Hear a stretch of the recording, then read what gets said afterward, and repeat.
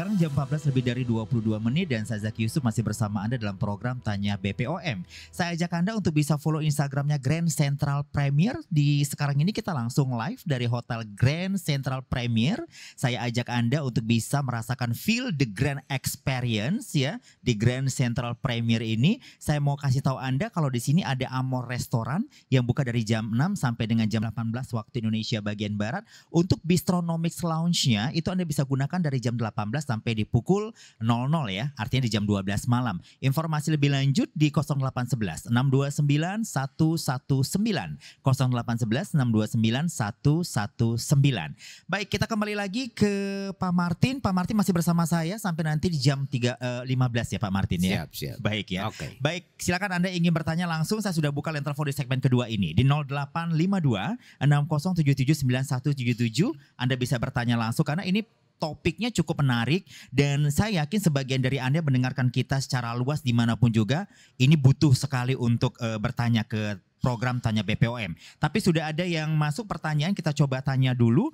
Kali ini sore saya Cynthia di Setiabudi, boleh diulang lagi nggak Pak untuk mengecek produk recall tadi? Di mana ya Pak? Oke. Silakan Pak. Terima kasih untuk produk recall. Itu ada beberapa ya. Yang pertama di www.pom.go.id. Oke. Di situ dicari public warning kosmetik. Public warning cosmetic. Oke, public warning cosmetic. Ya, itu sudah ada di situ di website kita sudah ada dan penjelasan hoax atau tidak di sana juga ada semua. Oke. Tidak hanya kosmetik, semua produk ada. Semua produk ada. Oke. Saya ulangi kembali, saya review tadi Pak Martin mengatakan untuk Mbak Cynthia di Setiabudi Anda bisa cek di www.pom.go.id.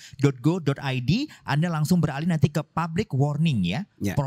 Public warning cosmetic. Ya. Nah, di situ nanti Anda bisa ketahui Mbak Cynthia produk mana yang sudah di-recall. Ya. Untuk pertanyaan selanjutnya, sore Mas Jaki, saya Jesslyn Dio Sudarso. Mau nanya nih, sekarang kan ada banyak sekali skincare di luar negeri.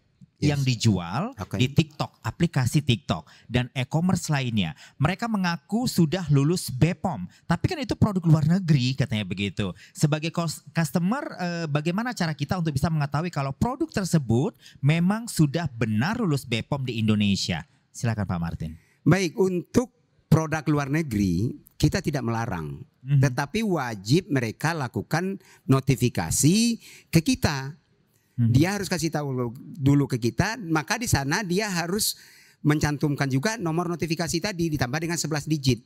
Oke. Nah, program Badan POM untuk produk-produk ilegal baik itu di e-commerce dimanapun kami memiliki sistem namanya tim cyber.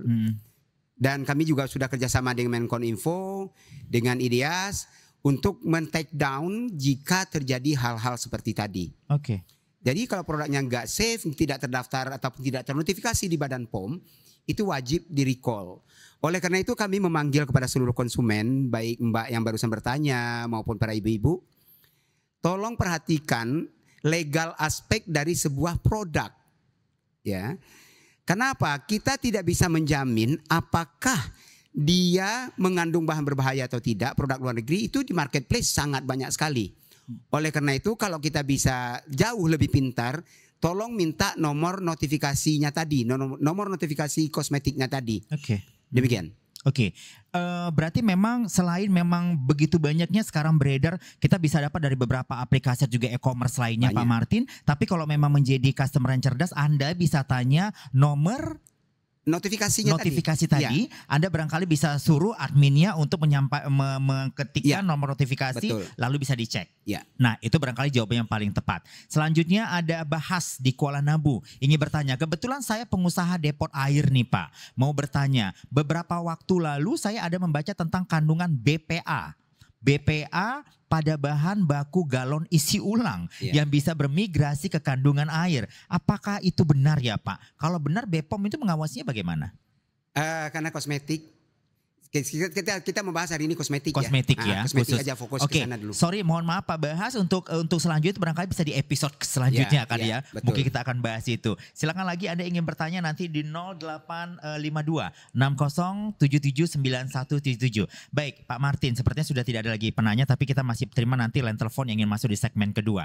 Kalau tadi Bapak sudah banyak menjelaskan bahwasanya masyarakat boleh juga sekarang download di BPOM Mobile. Itu juga salah satu solusi sebenarnya kalau masyarakat masyarakat ingin mengecek apakah skincare ini aman atau tidak atau sudah bersertifikasi BPOM atau tidak. Baik, yang selanjutnya, sebenarnya kandungan apa yang paling wanti-wanti atau di warning dan paling berbahaya dari kosmetik abal-abal ini sendiri, Pak Martin? Baik, yang pertama adalah kita tahu pemutih yang instan itu mengandung namanya merkuri atau Hg. Merkuri jangankan kulit manusia, emas saja larut sama dia.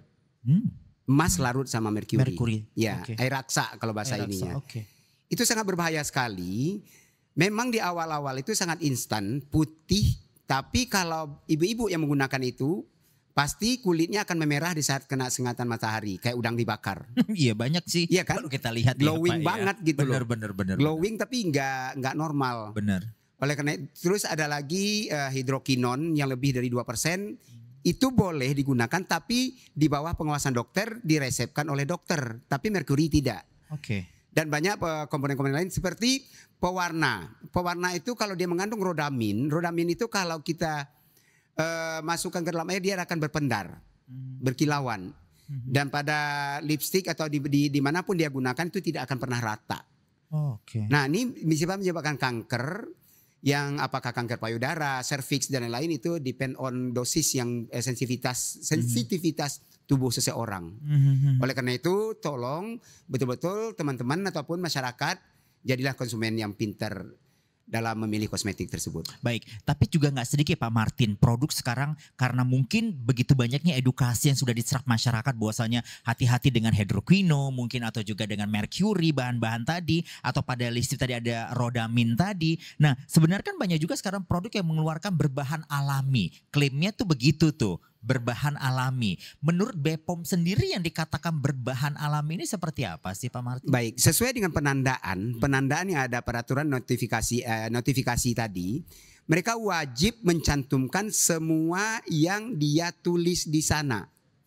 Itu harus mendapatkan izin edar dulu dari izin apapun tulisan di labelnya itu, mereka harus dapatkan izin dulu. Sepanjang itu memang sudah di-approve oleh pusat, itu nggak masalah. Jadi sepanjang itu sudah di-approve itu tidak akan jadi masalah ya Pak ya?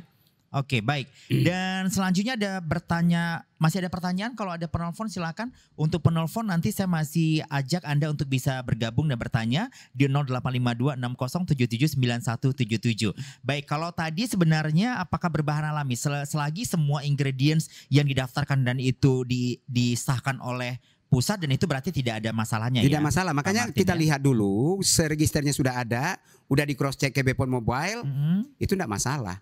Karena apa? Kita juga memiliki program Badan POM itu namanya tematik kosmetik. Tematik kosmetik. Ya itu memang betul-betul dari bahan lokal spesifik dari satu daerah seperti di Bali sekarang kan banyak sekali banyak produk-produk alami. Boleh saja, tidak ada masalah produk alami itu.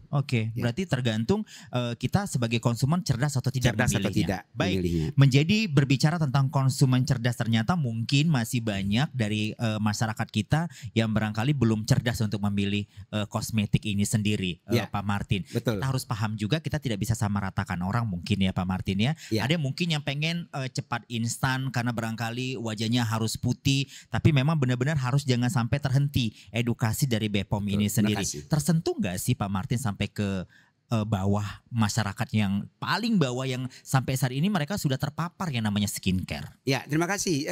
Di samping medsos yang saya sampaikan, kami direct ke kampung-kampung, bahkan ke Paluta, ke Palas, ke perbatasan Sumbar sana. Kami pergi ke kampung-kampung yang ke kebun-kebun sawit dan lain-lain itu bersama tokoh masyarakat kami, yang mitra kerja kami itu, kemudian ke Langkat, pokoknya hampir semua kabupaten, itu kami datangi, langsung kami ke masyarakat kalangan bawah. Jadi mulai dari anak SD, anak SMP. Nah kebetulan juga kami memiliki program namanya Duta Kosmetik Aman.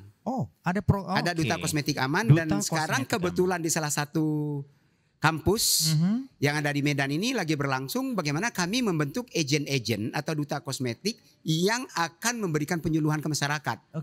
Kami undang beberapa perguruan tinggi, ada sekolah dan lain. Kebetulan USU juga tadi berpartisipasi, ada dekannya juga tadi. Kami juga meng-hire dari Ikatan Apoteker Indonesia. Kemudian juga tadi kami mengundang Persatuan Ahli Farmasi Indonesia, kalau dulu disebut dengan asisten apoteker. Inilah yang menjadi perpanjangan tangan kami. Kemudian kenapa kami ambil duta kosmetik aman? Milenial itu kan stylenya berbeda. Yes, betul. Ya? Kalau saya mungkin kalangan kolonial ya, style saya menyampaikan itu mungkin boring. Betul. Cara-caranya berbeda-beda mungkin Pak Martin. Oke. Mereka ada yang bilang apa ya? Istilah mereka ada aja yang healing lah, yang ini lah, yang itulah. Benar. Terus dia bilang jujurly, saya pikir apa yang jujurly? Ini memang anak-anak muda sekarang kreatif banget. Betul. Demikian. Baik, tapi yang menarik, saya mau coba untuk kita coba untuk berargumen dengan keadaan yang terjadi sekarang, Pak Martin. Saya yakin Anda juga nggak lepas dari informasi sekarang banyak juragan skincare itu yang penjualan sampai 11 miliar, 12 miliar. Artinya kita bisa menggambarkan begitu laris manisnya program atau juga produk skincare ini dipakai oleh masyarakat sendiri sebenarnya Pak Martin. Cuman memang masyarakat kita harapkan untuk bisa menjadi lebih cerdas untuk memilihnya ini. Secara pribadi Anda melihatnya seperti apa? Fine-fine aja sih sebenarnya kalau produk ini semakin banyak orang menggelutin bisnisnya, atau sebenarnya ada hal-hal penting yang ingin Anda sampaikan? Ya, sesuai dengan visi dan misi kami di Badan POM, kami kan memberdayakan masyarakat serta memajukan UMKM untuk ketahanan bangsa. Oke. Nah, dengan kita majukan UMKM kosmetik kita dalam negeri, bukan untuk memprotek luar negeri, tapi dengan majunya UMKM kosmetik yang selalu kita bina dengan program namanya Jempol Si Jempol Pemandu. Kami membina langsung ke sana. Dalam pikiran kami, kalau UMKM maju berarti angka pengangguran itu akan hilang, berkurang. Yes. Kemudian mau omset 11 miliar itu devisa negara akan naik. Sehingga laju pertumbuhan ekonomi kita akan jauh lebih meningkat. Karena itu bayar pajak juga kan? Bayar pajak juga mereka. Oke, betul. Jadi kepada pelaku usaha, majulah terus, gunakanlah bahan-bahan yang diizinkan oleh Badan POM, dan jangan ada dusta di antara kita. Itu aja. Jangan ada dusta di antara kita dari Pak Martin, tapi ada Nadia ini Pak, yang dari line WhatsApp menyampaikan, Pak, saya pernah beli krim yang katanya lulus BPOM ya. Ternyata setelah saya cek tidak terdaftar Pak di BPOM. Itu gimana ya Pak? Adakah pidana yang bisa dikenakan ke mereka sebagai seorang produsen yang ternyata tidak terdaftar di BPOM tapi sudah beredar? Baik. Sesuai dengan Undang-Undang Kesehatan yang nomor 17 ya. Di mana pada pasal 435 itu mereka bisa kena sanksi pidana maksimal 12 tahun penjara. Oh, oke. Ya, atau denda paling banyak 5 miliar. Tapi jelas nanti tolong kalau ada memang sumber-sumber penjualan dan lain-lain kita akan kejar. Karena kita kerjasama juga dengan alhamdulillah dari Polda Sumatera Utara. Kemudian juga dari Polsek dan Polres telah mendukung kita. Terima kasih juga YLKI yang juga sudah mendukung kita, Ombudsman juga mendukung kita. Nah, kalau memang ini terbukti merugikan masyarakat, kami tidak segan-segan untuk menyita produknya. Dengan catatan sumber utamanya di mana, kita cari gudangnya. Tapi kalau hanya yang kecil-kecil, protek di sini, kita butuh data dulu. Ya, ada namanya pengamatan dan penggambaran, ada namanya pull bucket, pengumpulan bahan keterangan.